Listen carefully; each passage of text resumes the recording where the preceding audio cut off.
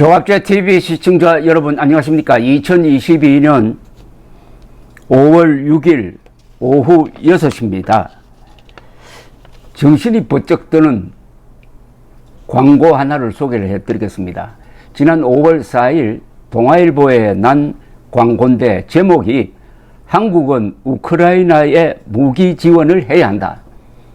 한국은 우크라이나에 무기 지원을 해야 한다. 라는 제목의 의견 광고인데 이걸 읽어보면은 갑자기 차렷 자세를 하게 됩니다. 오랫동안 잊어버린 애국심이 뭐냐, 자유를 지킨다는 게 뭐냐, 국제연대가 뭐냐 하는 것을 되돌아보게 되고, 야, 우리가 이렇게 비겁하게 있어야 되느냐 하는 양심의 가책을 느끼게 하는 광고입니다. 우선 이 광고를 내신 분들은 존경받는 나라 만들기 국민운동본부입니다. 존경받는 나라 만들기 국민운동본부 서경석 목사가 주도하고 있습니다. 그리고 여기에 이름을 건 분들은 이 종교인들, 특히 개신교 유명한 목사님들이 많습니다. 이종윤, 김진홍, 길자연, 최성규, 박상정, 이광선, 엄신영, 김경래. 자, 그러면 이제 한번 읽어드리겠습니다. 한국인의 양심을 찌르는, 폐부를 찌르는 광고문안입니다. 우크라이나 전쟁은 자유진영과 권위주의 진영 간의 세계대전이다. 우크라이나 전쟁이 장기화되면서 국제사회 질서가 크게 변화하고 있다. 최근 미국이 우크라이나에 대규모 무기 지원을 하면서 우크라이나 전쟁은 국제사회의 주도권이 자유진영과 공산 권위주의 진영 중 어느 쪽에 있는가를 결정하는 세계대전이 되었다. 이 전쟁에서 우크라이나가 승리하지 못한다면 세계는 푸틴, 시진핑, 김정은 등 독재자들이 좌지우지하는 무대로 바뀔 것이다. 우크라이나 전쟁 앞에서 각 나라는 자유, 인권의 편에 설 것인가, 자국의 이익을 우선할 것인가를 놓고 고민하고 있다. 전쟁 초기에는 유럽도 러시아와 척을 질 때 오는 경제적 불이익을 걱정해서 무기 지원을 거부했지만 우크라이나가 결사항전에 나서고 러시아의 잔혹한 전쟁 범죄에 분노하면서 이제는 모든 선진국들이 러시아와의 단절에서 오는 불이익을 감수하고 자유세계의 승리를 위해 무기 지원을 하고 있다. 반면에 인도는 나라는 커도 국제사회에 대한 책임감을 느끼지 못하고 자국의 이익만 우선하고 있다. 서방세계는 한국이 선진국답게 행동할 것을 바라고 있다. 미국 등 서방세계는 한국을 선진국으로 생각하고 그에 상응하는 행동을 할 것을 기대했다. 그렇지만 젤렌스키 우크라이나 대통령이 국회 화상연설에서 무기 지원을 호소했을 때 한국 정부는 이를 거부했다. 화상연설 시 국회의원 50명만 참석했고 기립박수도 없어 사람들을 크게 실망시켰다.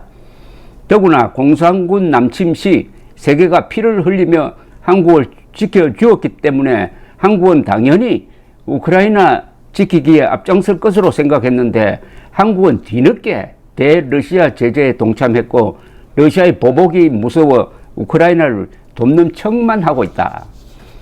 자유는 공짜가 아니다. 경제적 손해 없이 자유세계가 승리할 수 없다. 한국이 후진국이면 전쟁을 구경만 하고 있어도 남들이 뭐라 하지 않는다. 그러나 이제는 한국이 유럽에 K9 자주포도 팔고 LNG 운반선도 파는 선진국이다. 나라의 위상이 달라진 지금은 한국이 이익을 위한 외교가 아니라 자유, 민주, 인권, 평화 등 가치를 추구하는 외교를 해야 한다. 자유는 공짜로 주어지지 않는다. 경제적 불이익을 감수하는 일 없이 선진국이 될 수 없다. 이미 한국은 대러시아 제재에 동참하고 있기 때문에 차제에 유럽처럼 러시아, 중국 의존도를 줄이고 새로운 공급처를 찾아 나서야 한다. 전 세계로부터 존경받는 나라가 될 때 진정한 국익을 지킬 수 있다. 한국은 6.25 때 피를 흘린 전 세계에 보답하며 살아야 한다. 그들의 희생 덕분에 오늘 우리의 번영이 있다. 한국은 러시아 침략으로 고통당하는 우크라이나를 가장 열심히 돕는 나라가 되어야 한다. 이것은 우리의 역사적 운명이다. 6.25 때 한국을 지켜주었는데도 러시아가 무서워 방위산업 선진국인 한국이 무기 지원도 하지 않는다면 어떻게 국제사회의 존경을 받을 수 있나? 한국이 불이익을 감수하면서까지 우크라이나를 총력으로 도와야 나중에 한국이 안보 위기에 처해져도 서방세계가 우리를 도울 것이다. 한국이 모든 나라의 존경을 받으면 우리는 모두의 도움을 받아 어떤 어려움도 극복할 수 있다. 한국은 무기 지원으로 전쟁 승리에 결정적 기여를 해야 한다. 우크라이나가 요청하고 있는 신궁 지대공 미사일, 현궁 대전차 미사일뿐만 아니라 경공격기, K9 자주포, K2 흑표 전차 등을 제공하면 우리 방산무기의 우수성이 널리 알려져 무기 판매에도 크게 도움이 될 것이다. 또 T-80U 전차 35대, BMP-3 장갑차 70대 등 후속 군수 지원이 안 되어 우리에겐 애물단지가 된 러시아 무기를 지원해도 우크라이나로부터 대환영을 받을 것이다. 어떻습니까? 근자에 본 가장 잘 쓴 글입니다. 어떤 사설이나 논평보다도 핵심을 찌르고 있습니다. 한국은 우크라이나에 무기 지원을 해야 한다. 우크라이나 전쟁은 자유진영과 권위주의 진영 간의 세계대전이다. 우크라이나 전쟁 앞에서 각 나라는 자유인권 편에 설 것인가, 자국의 이익을 우선할 것인가를 놓고 고민하고 있다. 서방세계는 한국이 선진국답게 행동할 것을 바라고 있다. 자유는 공짜가 아니다. 경제적 손해 없이 자유세계가 승리할 수 없다. 전 세계로부터 존경받는 나라가 될 때 진정한 국익을 지킬 수 있다. 한국은 무기 지원으로 전쟁 승리에 결정적 기여를 해야 한다. 이 광고를 낸 존경받는 나라 만들기 국민운동본부는 전화가 이렇게 되어 있습니다. 010-4042-6210 010-4042-6210. 이 광고는 바로 윤석열 당선인이 보고 대통령이 되면 즉각 실천에 옮겨야 할 사안입니다. 윤석열 후보가 근소한 차이로 당선할 수 있었는데 우크라이나 사태와 젤렌스키의 공이 결정적이었습니다. 그때 지난 2월 하순 문재인 정권은 약 330만 명의 자영업자들을 상대로 1인당 300만 원씩 10조 원을 풀었습니다.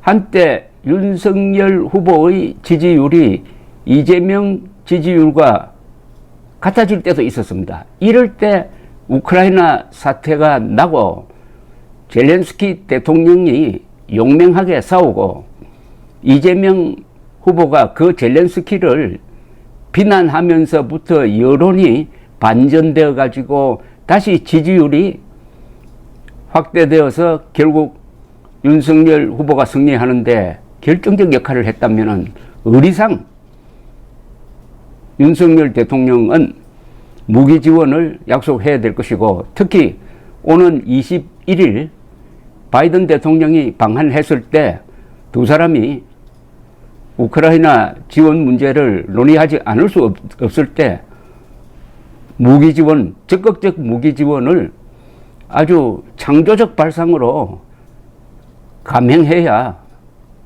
국제사회의 존경을 받는 나라가 될 수 있을 것이라고 생각을 합니다. 한국은 무기 지원으로 전쟁 승리에 결정적 기여를 해야 한다. 얼마나 이게 기분 좋은 이야기입니까? 전 세계로부터 존경받는 나라가 될 때 진정한 국익을 지킬 수 있다.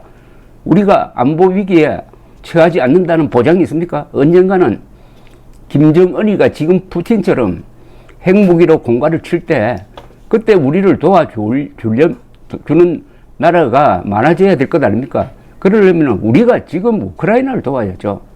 이건 또 성산 있는 국익 계산을 하더라도 덕이 되는 겁니다.